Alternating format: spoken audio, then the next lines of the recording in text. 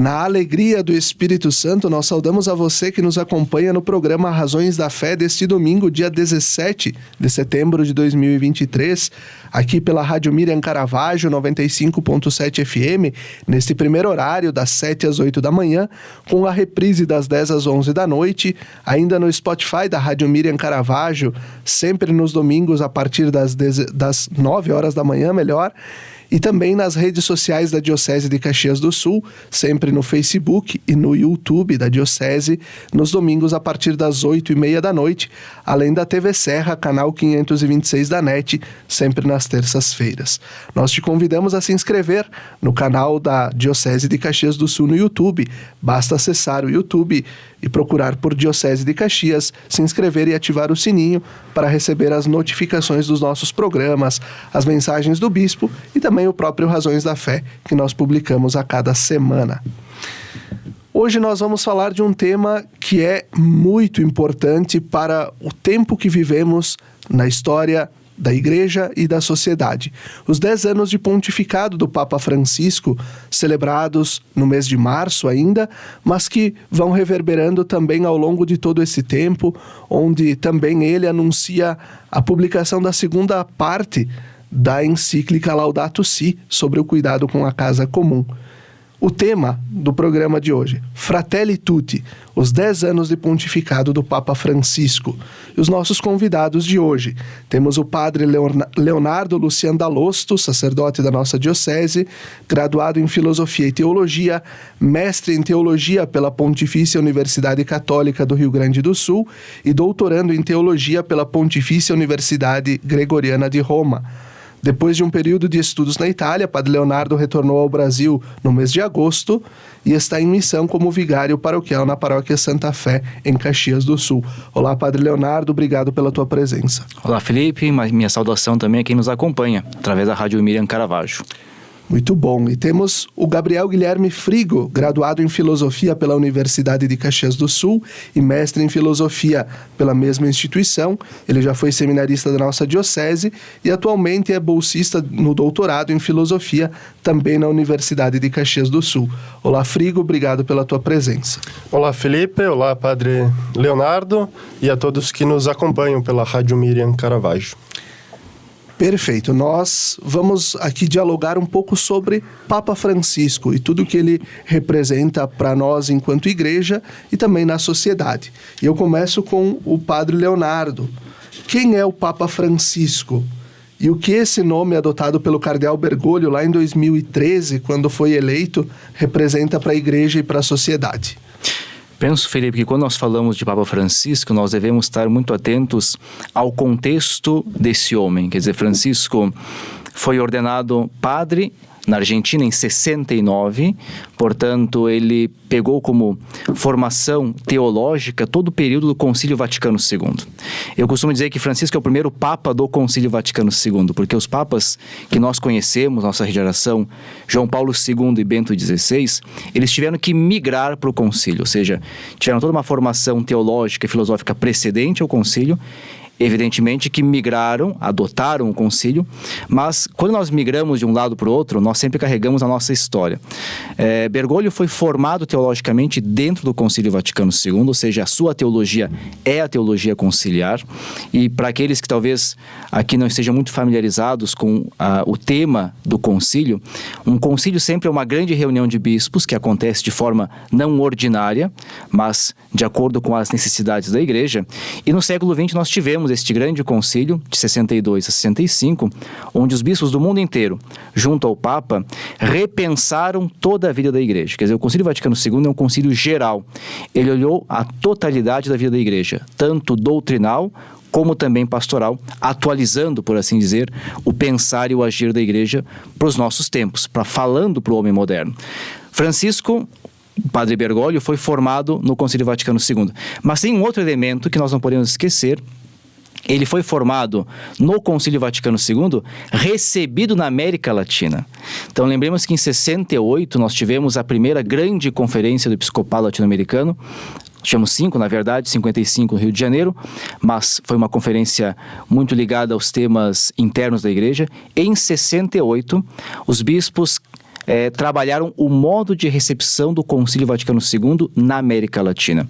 E aí, então, a Conferência de Medellín trabalhou a problemática de como falar de Deus em um continente tão marcado pela injustiça, pela pobreza, pela miséria. Pensemos que é o período das ditaduras militares em toda a América Latina.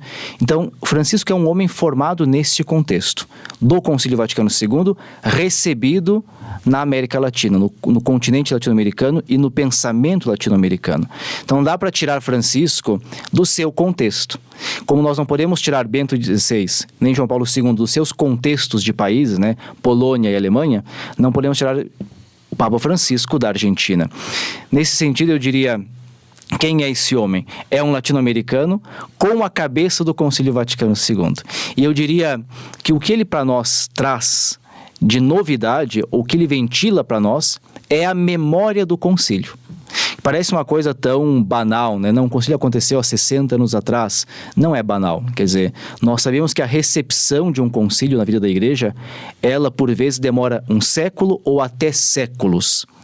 Às vezes 2, 3 séculos para que um concílio seja entendido e vivido e colocado em prática.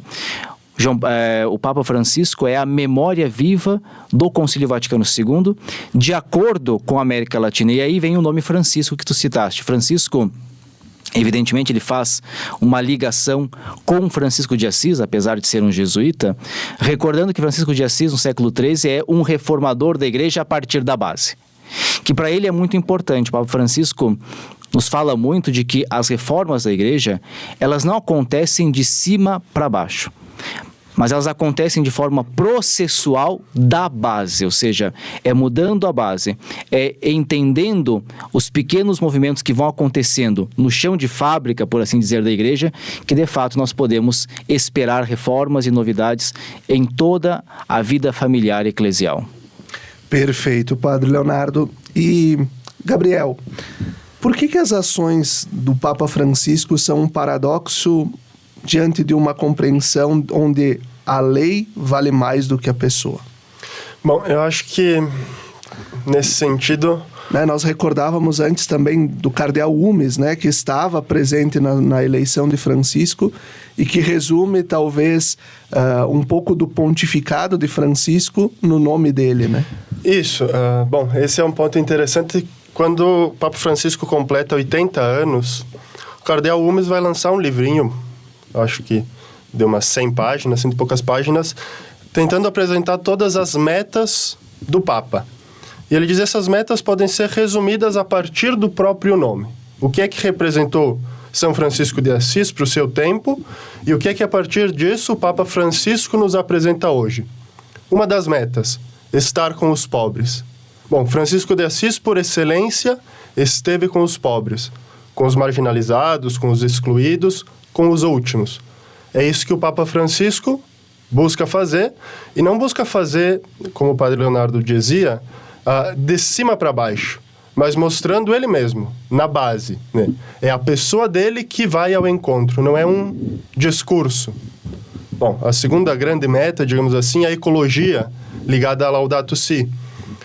São Francisco é também, por excelência, reconhecido como, digamos assim, um padroeiro da ecologia, dos animais, do amor à casa comum, e nesse sentido, não como alguém que está externo ao mundo, externo às coisas, mas como alguém que participa do mundo, se sente integrante deste mundo e se sente responsável pelo mundo.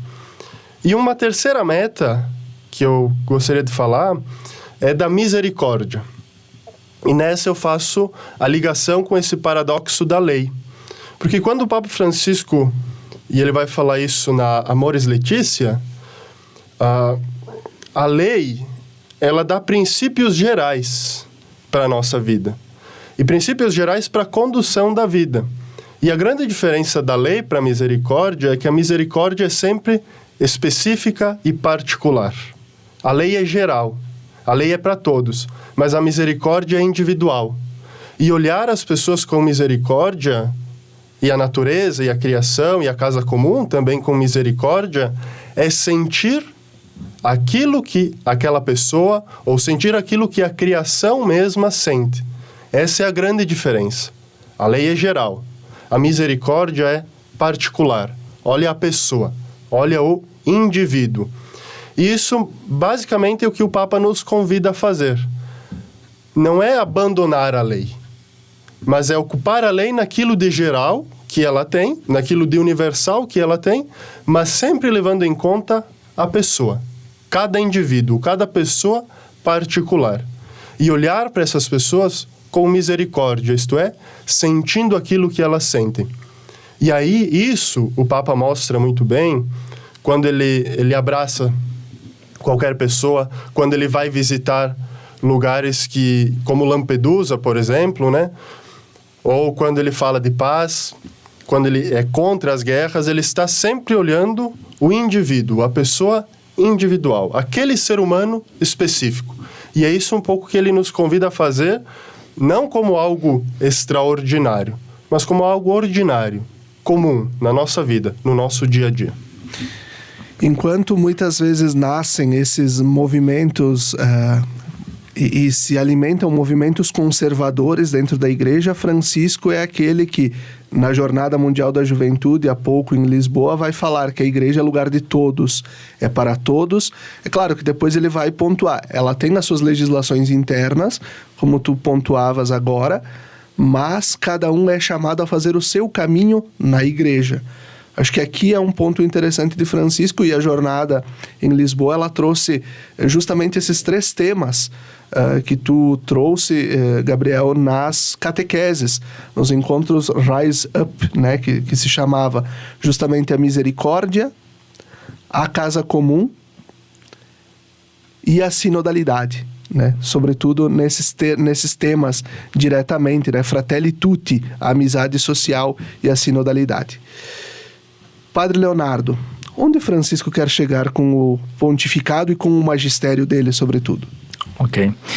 Eu acho que é importante, quando a gente fala de Francisco, recordar que há um princípio no magistério dele que só é entendido a partir da teologia latino-americana, que é a ideia de que a realidade é muito maior que as ideias formuladas, né? Isso é muito repetido por ele já traz isso lá na primeira exortação apostólica Evangelii Gaudium, repete isso nos seus discursos, repetiu isso para nós enquanto teólogos em Roma, em um discurso que ele fez, dizendo, olha, não façam teologia sentados nas escrivaninhas, não funciona, né? Tenham os pés onde as pessoas têm os pés. Quando a gente fala disso, de que a realidade é maior que a ideia, isso é um princípio pastoral importante para que nos ajude a entender o que a igreja está para fazer neste mundo. A igreja está neste mundo para transformar a realidade a partir da lógica do Evangelho. E aqui Francisco retoma muito o magistério do Papa Paulo VI, porque Paulo VI é aquele que depois do Concílio Vaticano II vai dizer que a igreja é definida pela sua missão, a igreja existe para comunicar e anunciar o Evangelho, e retoma muito o magistério latino-americano de Aparecida, o documento de Aparecida, que vai nos dizer que somos todos discípulos missionários para levar a vida em Cristo Jesus. Então eu diria assim, o que Francisco quer para a igreja deste período, deste terceiro milênio? Quer que a igreja esteja inserida na realidade. Eu costumo distinguir a visão de igreja de Francisco em 3 pontos básicos que eu acho que são fundamentais. Primeiro, a tecla que ele bate muito, uma igreja em saída. E uma igreja em saída não é apenas uma igreja que faça missões, mas é uma igreja que não centralize a si mesma, ou seja, que não se coloque no centro das suas preocupações, mas que coloque a realidade, as pessoas, o mundo como centro de suas preocupações. E esta igreja em saída, o Papa diz, é uma igreja em saída para as periferias. Ou seja, para aqueles que a sociedade e também a religião esqueceu, é para estes que nós estamos. Esse é o primeiro ponto. O segundo ponto, que o Gabriel já citou, é a ideia da igreja de misericórdia. Né? Como tu falaste também, uma igreja para todos, ele bate muito nessa tecla, né? A igreja para todos, todos, todos. O que é uma igreja de misericórdia? Uma igreja que coloca o seu coração nas misérias humanas. Nós éramos acostumados à ideia de uma igreja que colocava o seu coração na santidade dos homens, ou seja, que estava preocupada em ter dentro dela os melhores, os santos, os pios, os puros. Francisco diz, isso não é a igreja de Jesus. A igreja de Jesus, para ser uma igreja para todos, é uma igreja que coloca o seu coração aonde as pessoas são miseráveis. E é por isso que todos nós temos espaço nessa igreja, porque todos nós carregamos em nós as nossas misérias. Esse é o segundo ponto. E o terceiro ponto, que nós já aqui também comentamos, é uma igreja sinodal, né? A ideia da sinodalidade da igreja. E aqui, acho que é importante voltar sempre ao tema. O Concílio Vaticano II trouxe de volta para a Igreja do Ocidente a ideia da colegialidade dos bispos, que tinha ficado esquecido. Ou seja, se lá no século XIX se bateu tanto na ideia de que o Papa é quase que um monarca supremo sobre a Igreja, que se esqueceu que os bispos nas suas dioceses são os apóstolos, são os sucessores dos apóstolos. Então, o Vaticano II retoma a ideia de que existe um colégio de bispos, presidido pelo Papa, mas é um colégio, né? E o Francisco, com a sinodalidade, nos traz a ideia de que nós somos uma grande comunidade, nós somos um povo. A igreja é o povo de Deus e todos os batizados participam da missão de Cristo, da missão redentora de Cristo. A sinodalidade é a ideia de que nós devemos caminhar como povo de Deus. Todos nós escutamos a voz do Espírito, não apenas o Papa, não apenas os bispos, mas todo o povo de Deus escuta a voz do Espírito e leva à frente a missão da igreja, que, repito, já dizia Paulo VI, é comunicar ao mundo o Evangelho. Perfeito. E assim a gente vai concluindo o primeiro bloco do nosso programa Razões da Fé desse domingo, dia 17 de setembro. Fique conosco. Até daqui a pouco.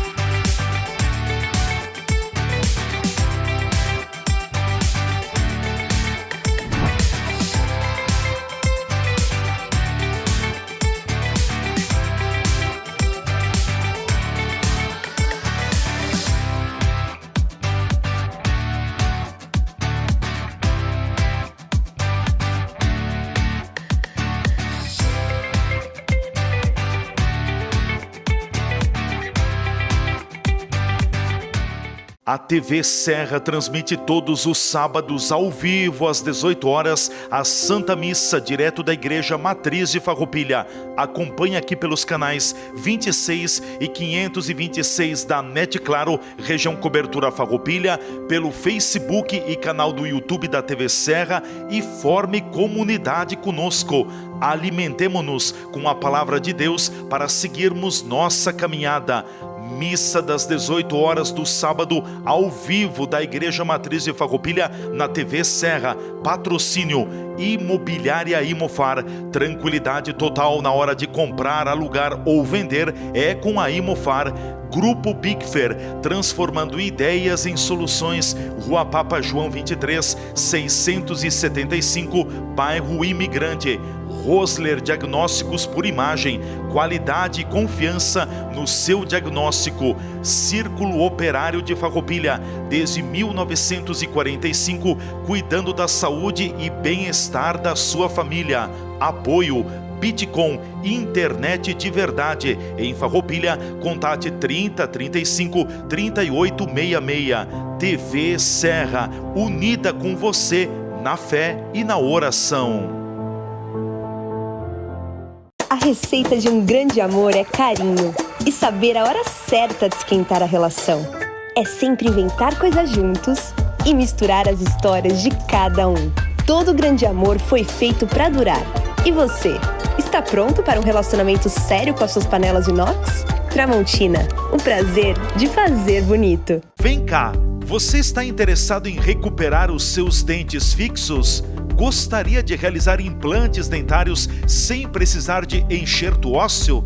E quer abandonar de vez a dentadura e ter seus dentes fixos em até uma semana? Então você precisa ir direto na Oral Sim Farroupilha, porque aqui temos a solução perfeita para tudo isso. Agende uma avaliação e tire todas as suas dúvidas. Oral Sim, Nossa missão é transformar sorrisos. Avenida Júlio de Cacilhos, 1343, Centro. Fone 54 3771 0210. Lembrai-vos, ó Puríssima Virgem Maria, que jamais se tem ouvido que deixasseis de socorrer e consolar a quem vos invocou, implorando a vossa proteção e assistência. Assim, pois, animado com igual confiança, como a Mãe Amantíssima, ó Virgem das Virgens, a vós recorro, de vós me valho, gemendo sob o peso de meus pecados, humildemente me prostro a vossos pés. Não rejeiteis as minhas súplicas, ó Virgem de Caravaggio, mas dignai-vos de as ouvir propícia e de me alcançar a graça que vos peço. Amém.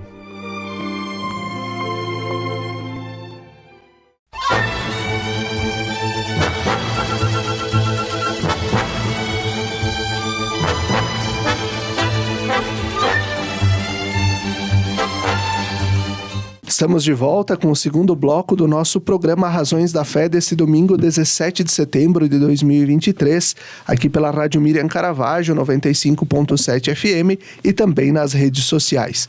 Nosso tema de hoje, Fratelli Tutti, os 10 anos de pontificado do Papa Francisco. Nossos convidados, o padre Leonardo Lucian Dalosto e o Gabriel Guilherme Frigo. Nós falamos no primeiro bloco, recordamos quem é Francisco, um pouco do seu pensamento, do seu magistério, como ele trata isso na vida da igreja e também na sociedade. Gabriel, o que esses gestos do Papa Francisco, tanto em Lampedusa quanto como a gente recordou no bloco anterior, né, e quando ele chorou ao falar da guerra entre a Rússia e a Ucrânia, quando ele subiu lá no patamar da Praça de São Pedro, sozinho naquela cena épica de 2020, numa tarde chuvosa para rezar pelo fim da pandemia, o que tudo isso revela sobre Francisco e sobre a Igreja? A gente pode dizer, e retomando um pouco aquilo que o padre Leonardo falava a respeito da sinodalidade, mas estendendo a figura mesma do Papa, é que Francisco vem nos recordar que o Papa não é um monarca, mas que o Papa é um pastor. E o que faz o pastor? O pastor é aquele que está com as suas ovelhas. O pastor é aquele que cuida das suas ovelhas. E diferente de um monarca, que é um gestor, o Papa não é gestor. Então esses gestos dele dizem muito da sua humanidade. Em Lampedusa foi, digamos assim, a primeira viagem oficial dele como Papa. E ele vai a uma realidade que há anos era, digamos assim, negligenciada, né? O barco que ele anda em Lampedusa já havia carregado mais de 30 mil migrantes. Então, quer dizer, mas era um assunto que ficava velado, digamos assim, que ficava marginalizado. E o Papa coloca isso à luz, não com interesses midiáticos ou qualquer outra coisa, mas com o interesse de um pastor que se preocupa com o seu povo. Quando o Papa chora por causa de uma guerra, é exatamente esse olhar da misericórdia de um homem que consegue reconhecer a humanidade das pessoas não como um conceito, mas como uma realidade. E sente a dor das pessoas, misericórdia, como uma realidade para si. E acho que o gesto mais expressivo é, de fato, esse da pandemia, quando ele sobe a rampa, caindo com uma garoa, digamos assim, alguma chuva, não lembro ao certo, mas quando ele sobe essa rampa, sozinho, com seus problemas nos joelhos, enfim, e mostra um pastor preocupado com o seu povo, com a humanidade. Mostra um homem, alguém que é humano, alguém que consegue sofrer, alguém que está sentindo, está chorando e está caminhando com o seu povo. É de fato, guia, é um pastor. Eu acho que esses gestos vêm simbolizar e vêm nos recordar isso, né? O Papa não como autoridade, mas como um líder, alguém que nós seguimos pelo exemplo. Perfeito, Gabriel. E entrando, né, um pouco aprofundando esses temas, Francisco é acusado muitas vezes por muitos de ser até o próprio anticristo, de ser o último papa da história, daquelas profecias. Porque ele procura publicar documentos que, né, nos últimos anos deram clareza sobre as questões das celebrações em latim, o posicionamento da igreja acerca da nulidade matrimonial, a acolhida das minorias. A gente acredita fortemente e sabemos que é o Espírito Santo quem governa e guia a igreja. O que o Espírito Santo, nesse tempo da igreja, quer com o Papa Francisco, o Padre Leonardo, para comandar tanto essas reformas internas e, ao mesmo tempo, abrir a igreja para o mundo? Bom, eu não tenho aqui como afirmar o que o Espírito Santo quer ou não quer, né? Porém, eu tenho clareza, pelo menos é uma clareza interna, de que Francisco é o maior presente que o Espírito Santo deu para a igreja após o Concílio Vaticano II, né?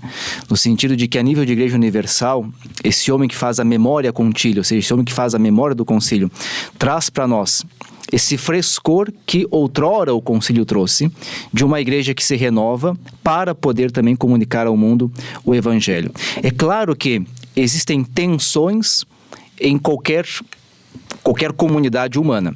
A igreja não é diferente, né? E pensemos que o Concílio Vaticano II foi um exercício teológico, mas também político. Todo o concílio, ele sempre é um exercício teológico. Nós cremos que há a ação de Deus e a ação do Espírito Santo, mas é um exercício político. Há consenso de bispos para fazerem certas reformas e tomarem determinadas posições e posicionamentos que depois se tornarão práticas pastorais na vida da igreja. Francisco é com certeza acusado mais do que Bento XVI e mais do que João Paulo II, porque ele bateu firme em algumas teclas, né? Você citou ali a questão do latim.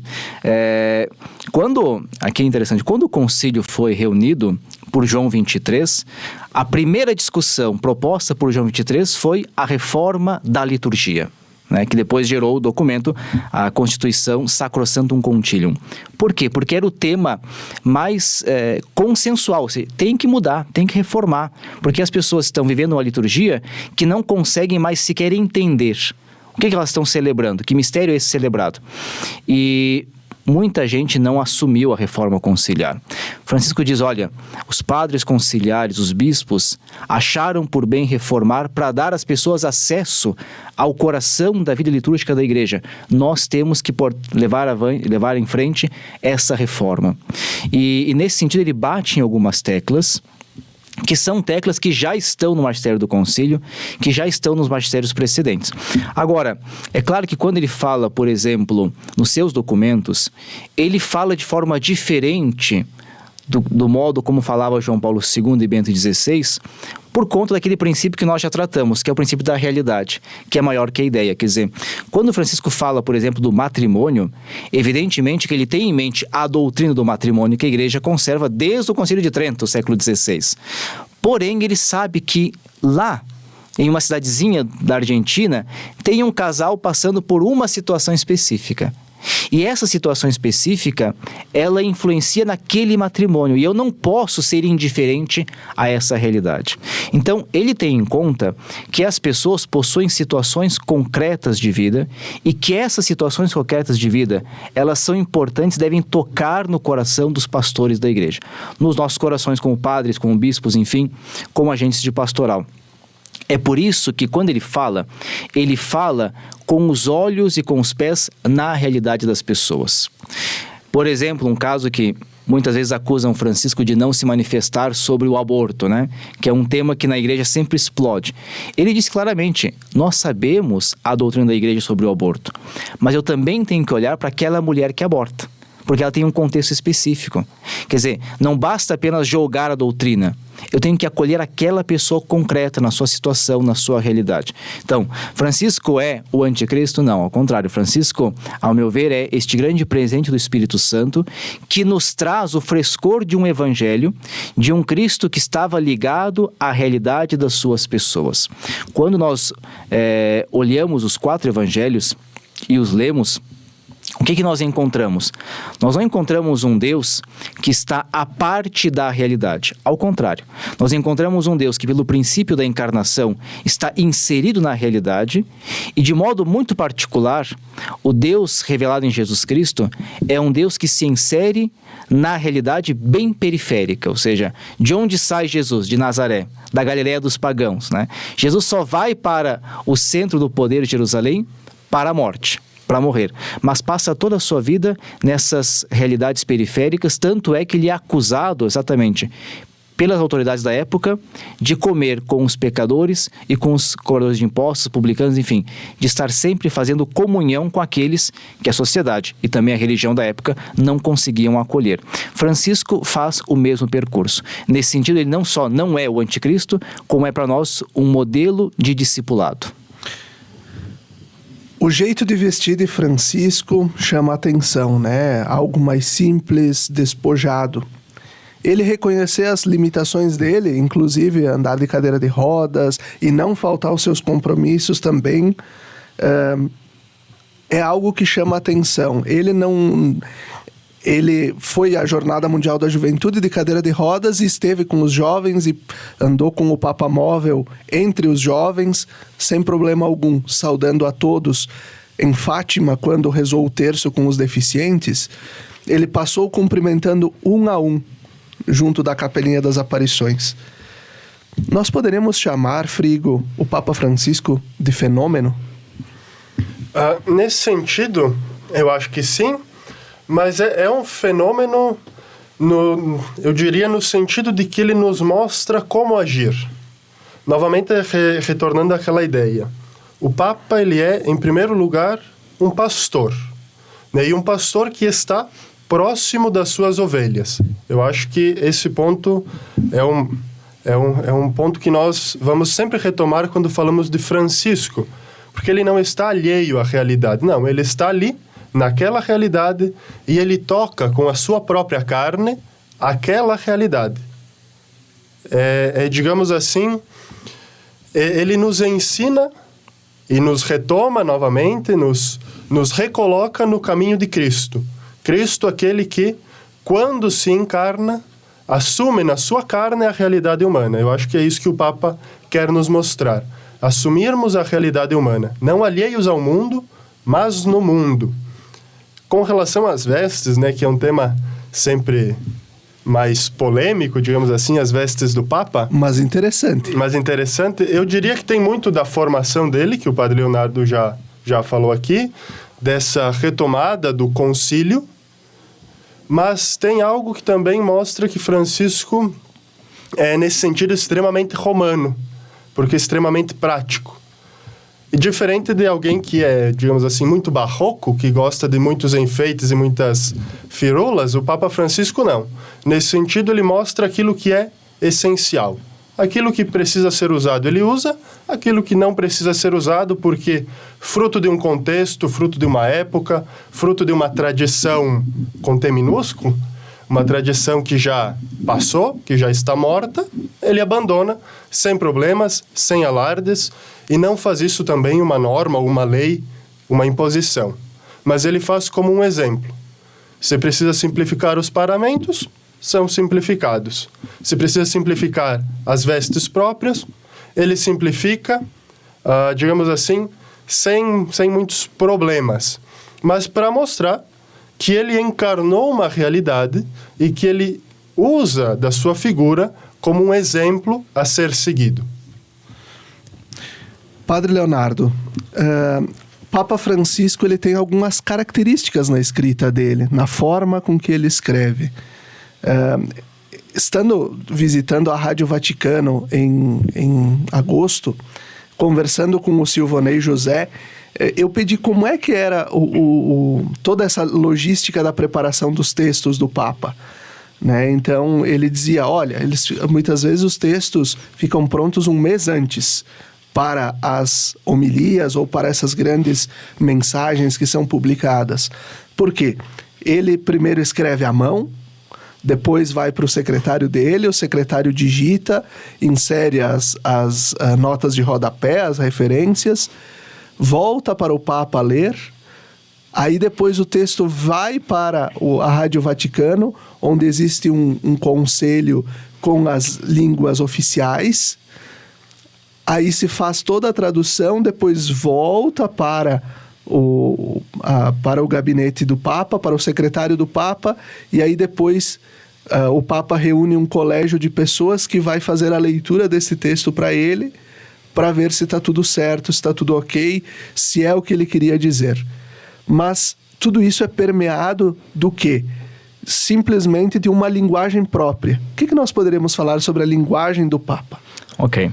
Bom, primeiro que Francisco é um pouco imprevisível quando faz discursos assim mais livres, né? Porque mesmo com os textos e nas homilias, ele também faz algumas inserções que depois têm que ser inseridas posteriormente nos textos, né? Porque ele começa a falar um pouco abertamente. Mas Francisco tem uma linguagem extremamente preocupada com a questão pastoral. Ele não é um teólogo de profissão. Quando a gente lê os textos do Bento XVI, quando a gente lia os textos do Bento XVI, nós tínhamos uma quantidade enorme de referências e nós tínhamos também uma sistematicidade de pensamento muito própria de um teólogo alemão, né? Que tinha um começo, um meio e um fim, sempre dentro da mesma lógica. Francisco não está preocupado com isso e, na verdade, é função dos teólogos também tentarem, assim, descobrir dentro dos seus textos o seu tesouro teológico, mas ele está preocupado sempre com a realidade pastoral, ou seja, olha, eu estou nesse contexto aqui, nesse contexto eu tenho que falar para essas pessoas aqui, e não servem aqui grandes princípios. Eu tenho que dizer para aquela pessoa o que está acontecendo, o que a igreja pode oferecer, enfim. A linguagem de Francisco é uma linguagem pastoral. Muitas vezes, quando estava na Europa, eu percebi que as pessoas tinham dificuldade com essa linguagem, porque exatamente estavam acostumados com uma linguagem de princípios, ou seja, os papas vinham na frente de uma plateia específica e ali eles declinavam os princípios da igreja, né? Francisco não faz isso. Ele estabelece um diálogo com as pessoas, normalmente os seus textos são mais dialógicos, mas sempre preocupados com esta realidade particular daquele grupo. Se eu falo para pessoas mais pobres, se eu falo para médicos, se eu falo para operadores de algum organismo ou outro, eu estou preocupado com aquela realidade. É claro que, repito, ele sempre vai trazer elementos que são próprios do seu magistério e que nós normalmente vamos encontrar já no seu primeiro grande documento, que é a Evangelii Gaudium. Se a gente lê, e eu sugiro que os católicos possam ler esse texto, a Evangelii Gaudium tem uma síntese dos princípios do pontificado de Francisco. Está tudo ali praticamente, né? Que depois ele vai esmiuçando e vai colocando nos seus textos. Mas ele retoma sempre a Evangelii Gaudium, que já é também o retomar do magistério precedente, de Paulo VI e da América Latina, mas sempre nos seus textos, repito, ele está preocupado com uma linguagem pastoral. Eu estou falando para pessoas concretas, neste contexto, neste tempo. Ele é muito direto nos seus textos, né? É uma prática, é uma forma de linguagem muito própria e direta, né? Que não, como o Frigo trazia, não enche de firulas, né? Como o Padre Leonardo também recordava, né? Sem tantas referências a escritores ou também ao próprio magistério antigo, mas com questões muito práticas. E assim a gente vai concluindo o segundo bloco do nosso programa Razões da Fé desse domingo, dia 17 de setembro. Fique com a gente, até daqui a pouco.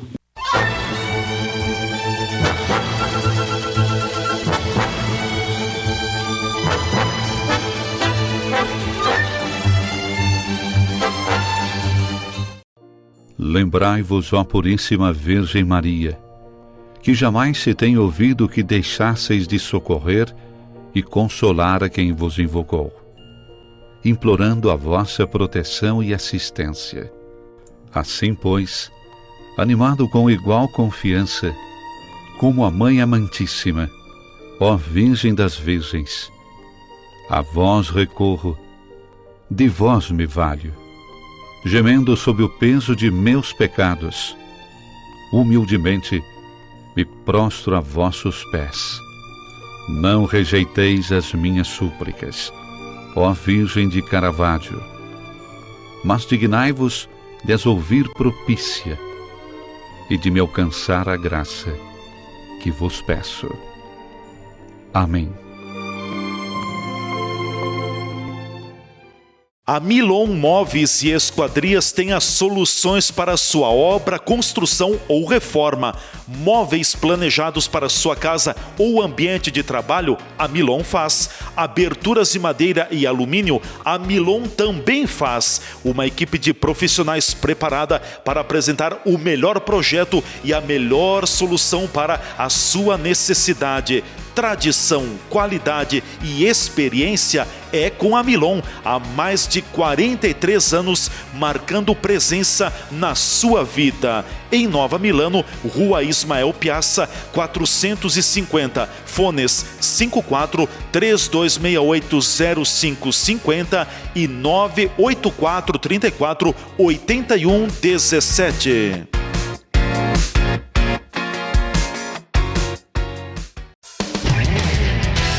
Estas imagens que você está vendo aí são das 4 unidades do Grupo Bigfer no país. Nossas fábricas têm mais de 100 mil metros quadrados de área construída e estão instaladas em Farroupilha, no Rio Grande do Sul, em Curitiba, no Paraná e em Votuporanga, em São Paulo. Somos o maior fabricante de acessórios para móveis da América Latina. Produzimos mais de 10 mil itens que atendem aos mercados moveleiro, metal mecânico, linha branca, metais sanitários e supermercadista no Brasil e no exterior. Temos frota própria, o que agiliza a entrega dos produtos de nosso catálogo para clientes de todo o território nacional. Estamos andando no caminho certo.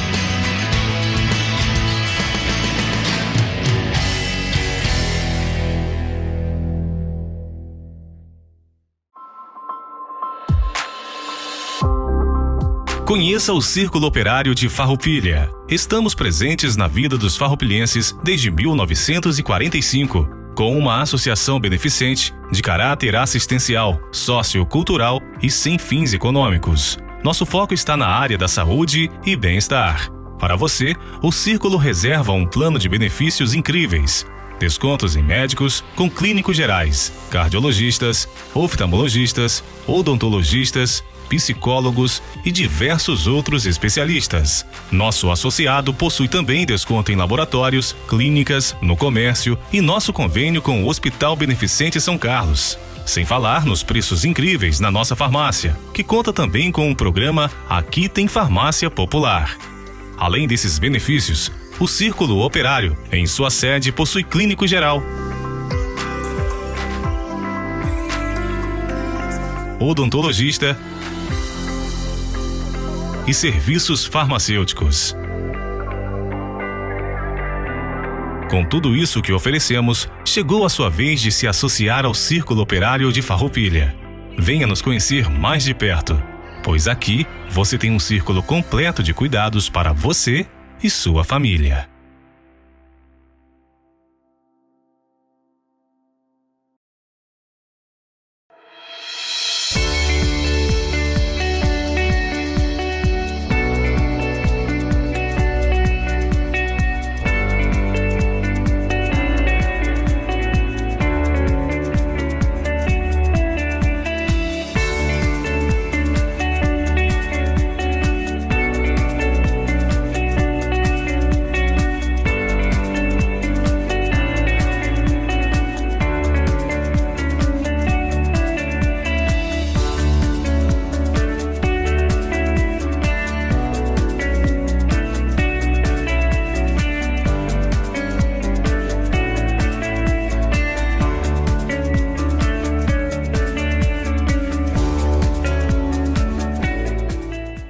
De segunda a sexta-feira, sempre às 17 horas e aos domingos às 11 horas, acompanhe a transmissão da Santa Missa direto do Santuário de Nossa Senhora de Caravaggio. Fique ligado na TV Serra, canais 26 e 526 da NET Claro, no Facebook TV Serra Farroupilha ou então conectado ao nosso site www.tvserra.tv e reze conosco. Na Palavra de Deus e na Eucaristia alimentamos nossa vida e fortalecemos nossa caminhada. missa direto do Santuário de Nossa Senhora de Caravaggio na sua TV Serra. Momento de oração, fé e devoção na padroeira da Diocese de Caxias do Sul e da cidade de Farroupilha. Patrocínio Tramontina, o prazer de fazer bonito. TV Serra, levando o Santuário de Caravaggio até você.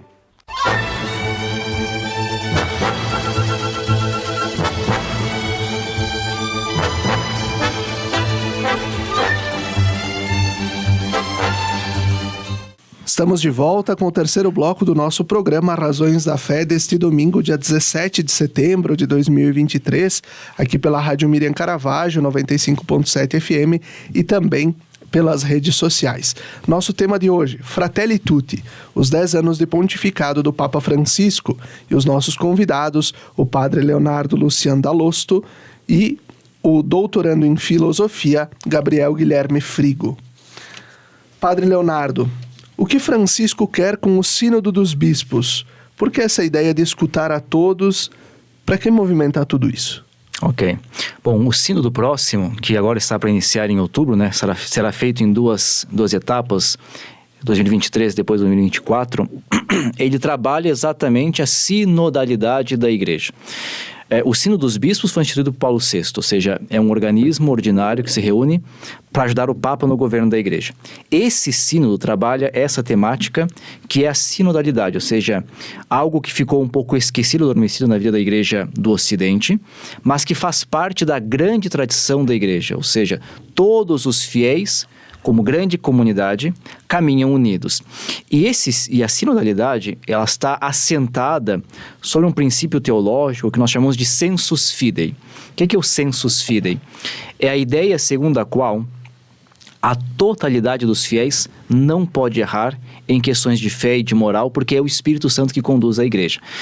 No século XIX, o cardeal Newman trabalhou essa ideia do sensus fidei, explicando que lá no século IV, quando houve uma grande discussão sobre a divindade de Jesus, ou seja, Jesus é de fato um homem, é Deus, o que ele é para nós? E o cardeal Newman recorda que naquele período histórico, não foram os bispos que salvaram a fé católica, mas foi o povo simples de Deus. Quer dizer, foi a comunidade fiel que se manteve firme na fé em Jesus, Filho de Deus feito homem. E nesse sentido, o Papa retoma constantemente também nos seus discursos o sensus fidei para dizer, olha, nós somos uma grande comunidade, toda ela conduzida pelo Espírito e, portanto, se essa comunidade caminha unida, ela não vai errar em questões de fé e em questões de moral. O que não significa dizer que a doutrina não possa ir evoluindo. Ela vai evoluindo, mas é a comunidade junta, unida, que pode, por assim dizer, entender os processos de evolução doutrinal, que já estão previstos também no Concílio Vaticano II. O que o Papa quer com o Sínodo dos Bispos? Ele quer que os bispos reflitam sobre a sinodalidade da Igreja, ou seja, que os bispos pensem como é que nós, hoje, como Igreja do Terceiro Milênio, podemos ser uma grande comunidade que caminha unida. Eu penso que a grande pedra da sinodalidade da Igreja a ser resolvida é a questão do poder na Igreja. Porque nós estabelecemos uma Igreja muito assentada sobre estruturas de poder. O Papa manda nos bispos, os bispos mandam nos padres e os padres mandam no povo, mais ou menos é assim, né?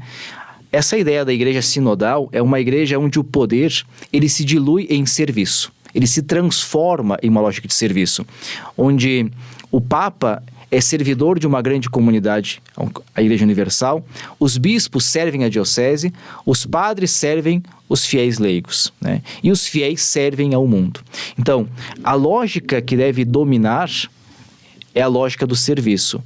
Esse processo sinodal é o processo em que a Igreja precisará fazer esta passagem das lógicas de poder para as lógicas de serviço.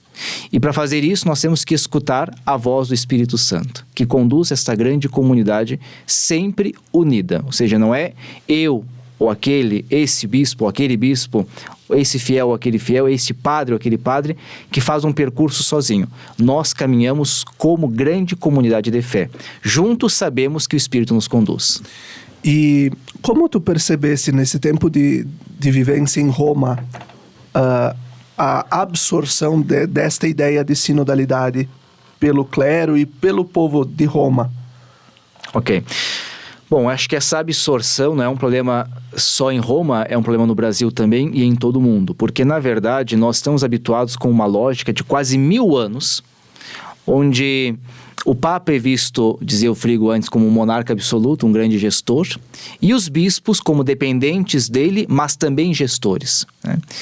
E a retomada da lógica de uma grande comunidade, dentro do qual está o ministério do Papa, dentro da qual está o ministério dos bispos, é uma revolução copernicana, é uma mudança total de pensamento para a igreja. Não é fácil.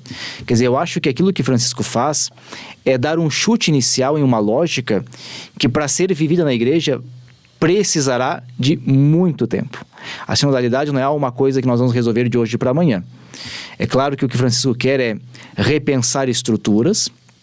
Penso que o Sínodo dos Bispos pode fazer isso, só que assumir uma lógica sinodal é algo que precisa, talvez, de algumas gerações de cristãos. Não sei se nós iremos conseguir ver essa lógica sinodal colocada em prática. Isso é um problema na igreja na Europa, na América Latina, em todo o mundo.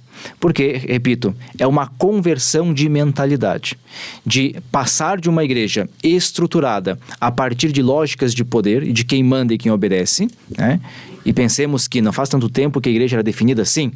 Até o começo do século XX, a igreja era definida como quem manda e quem obedece. Então, um pouco mais de 100 anos. Para uma lógica de uma igreja que é servidora do mundo, em que todos os ministérios internos são ministérios de serviço, né? Então, é um processo demorado. Acho que o que o Francisco quer é iniciar esse processo. E aqui, termino com isso, para Francisco, a ideia do processo é muito importante. Francisco tem um princípio que é: o tempo é maior que o espaço. Nesse princípio ele diz assim, olha, às vezes nós pensamos que quem ocupa os espaços de poder pode mudar as coisas. Não é verdade. As coisas só vão mudando se nós temos processos que são iniciados e que são levados para frente. Então, nesse sentido, o que Francisco faz? Ele inicia processos. A ideia de uma igreja sinodal é um processo que ele está iniciando. Ele sabe que não vai ver o processo terminado, mas ele pode iniciar para que nós levemos adiante esse processo, outras gerações o façam também, e a igreja, dentro de um tempo, possa então se converter a uma nova mentalidade. E em, vamos dizer assim, sintonia com essa resposta última aqui que o Padre Leonardo trouxe, a pergunta para o Gabriel, né? O que se pensar para uma igreja nas próximas décadas, daqui a um tempo, quando Francisco não estiver mais em nosso meio, né, porque ele, afinal, já está chegando no fim dos dias. O que pensar desta igreja? Será que ela volta para um perfil mais conservador ou ela segue no ritmo do Vaticano II? Bom, essa resposta eu deixo para o Espírito Santo, Felipe. Mas, brincadeiras à parte, eu acho que, um pouco na linha disso que o Padre Leonardo dizia, o Francisco, quando propõe a sinodalidade, não é algo que sai pura e simplesmente da cabeça dele, mas é algo ligado ao concílio e algo que faz parte da essência daquilo que é a igreja. Vamos pensar um pouco aquilo que o concílio retoma e nos apresenta novamente, que é o sacerdócio comum dos fiéis. O que é o sacerdócio comum dos fiéis, senão a lógica de que a igreja não é dividida, digamos assim, em castas divinamente estabelecidas, né?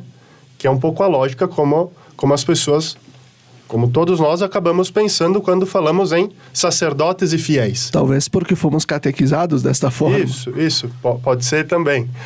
Então, a ideia de que os sacerdotes são, digamos assim, uma casta especial, ou são a igreja, e de que o povo deve a eles obedecer. Eu acho que a lógica do sacerdócio comum dos fiéis traz a ideia por si só e por si própria da sinodalidade, que o Papa retoma e busca colocar em prática. E quando ele vai escrever, agora recentemente ele escreve a Desiderio Desideravi, ele retoma isso e ele nos dá mais um alerta. Ele vai dizer assim: nós temos que lembrar que na ceia do Senhor ninguém se convidou, mas todos foram atraídos por Jesus.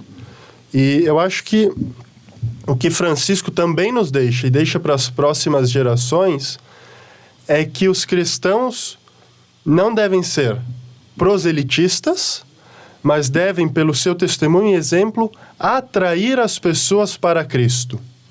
Porque é Cristo que chama, mas o exemplo é que atrai as pessoas para Cristo. E acho que o Papa consegue fazer isso muito bem com seus gestos.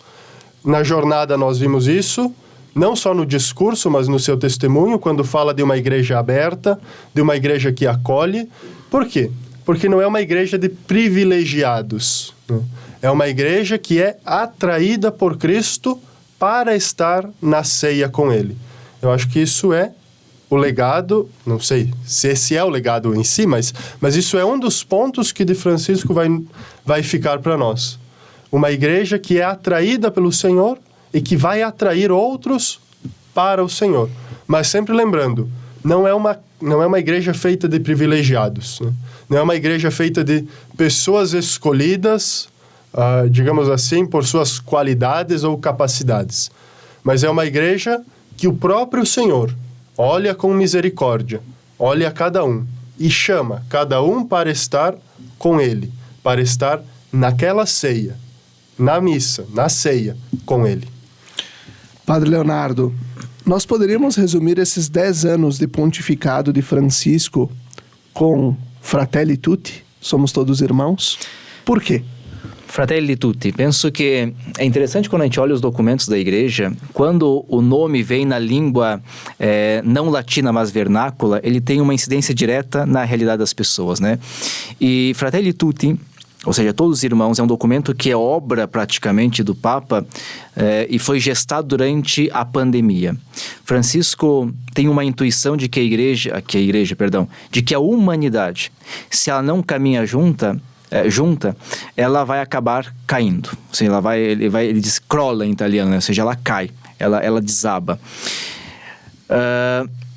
Quando eu olho para Francisco, essa intuição fica muito clara, porque ele mostra que a igreja está neste mundo como servidora também desta fraternidade universal. Nós, repito aquilo que para ele é muito forte, mas que já está no magistério desde Paulo VI, nós não estamos no mundo para nós mesmos ou para a nossa salvação. Nós estamos no mundo para a salvação da humanidade, para continuarmos a obra salvadora de Jesus. A obra salvadora de Jesus não é uma realidade para o pós-vida. A gente pensa que a salvação é uma realidade para a partir da morte. Não. A obra salvadora de Cristo começa dentro da história. Quando nós invadimos a história com as lógicas de Deus, que nós chamamos de reino de Deus. Francisco tem essa intuição, não sei se nós podemos resumir o seu ministério, o seu pontificado com a expressão todos irmãos, mas eu creio que ele entende que nós não podemos mais, como humanidade no terceiro milênio, nos imaginarmos como grupos isolados. Quer dizer, todos os grupos humanos, de todas as religiões, matrizes culturais, enfim, precisam entender que nós somos uma grande comunidade, que vive em um único planeta, que nós dividimos, e que esse único planeta precisa ser cuidado. Então, Francisco tem essa lógica do cuidado com o planeta, mas essa lógica do cuidado com a humanidade. A humanidade que deve cuidar a si mesma, ou seja, que se deve entender como irmã, e a humanidade que tem que cuidar da sua casa, que é o planeta. Eu não diria, talvez seja a síntese, mas eu penso que seja um pouco o horizonte do Francisco. Ele não olha para o seu ministério como o ministério que domina a humanidade. Não, ele olha para si mesmo como um bispo que está somando com toda a humanidade, que não é católica como tal, né? Mas nós somos uma parte, a comunidade cristã é uma parte dessa humanidade. A humanidade é muito maior que a comunidade cristã e nós apontamos em uma direção. O que Francisco quer dizer é o seguinte, olha, nós não estamos relativizando a nossa fé cristã, mas nós entendemos que nós somos parte de algo maior do que apenas a comunidade cristã, que é a humanidade. E essa humanidade, nós temos que entender que aos olhos de Deus é uma grande família. Por isso, somos todos irmãos nesse sentido. Somos uma grande família. Deus não faz distinção entre os católicos, não católicos, cristãos e não cristãos. Somos todos iguais, todos irmãos. E nós temos que caminhar nesse sentido. Eu acho que aqui também faz sentido a gente recordar o próprio lema já episcopal dele, depois do cardinalato e agora enquanto Papa de São Beda, o Venerável, olhou-o com misericórdia e o escolheu, né? O olhar do Papa como alguém que olha a humanidade com a misericórdia também, né? O que a gente falou muito durante o programa de hoje. E ao mesmo tempo ele se coloca como um bispo, como o Padre Leonardo trouxe agora. Ele não se coloca como o sumo pontífice. Ele, na sua eleição, o dever do conclave era escolher um bispo para Roma, né? Então ele se coloca como bispo, ou seja, como não aquele monarca, mas como alguém que está aí junto de todo mundo. Que bela reflexão que fizemos nesse programa sobre os 10 anos de pontificado do Papa Francisco. E assim a gente vai concluindo o programa Razões da Fé deste domingo, agradecendo ao Padre Leonardo, que recém chegou aqui de volta na nossa diocese, ao Frigo pela presença também neste nosso programa. E a gente vai voltar no próximo domingo. E a gente vai abordando temas da nossa vivência cristã. No próximo domingo, mais uma vez, vamos abordar a sinodalidade. E depois, lá no início de outubro, vamos trabalhar sobre economia de Francisco e Clara, sempre caminhando de acordo com o magistério de Francisco. Até o próximo domingo. Fiquem bem.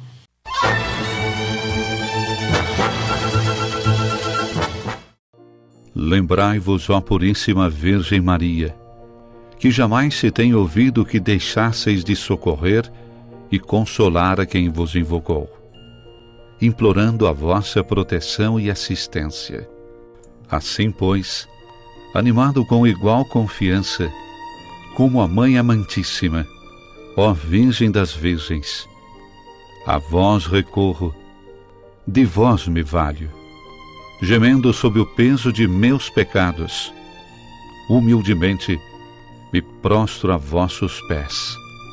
Não rejeiteis as minhas súplicas, ó Virgem de Caravaggio, mas dignai-vos de as ouvir propícia e de me alcançar a graça que vos peço. Amém.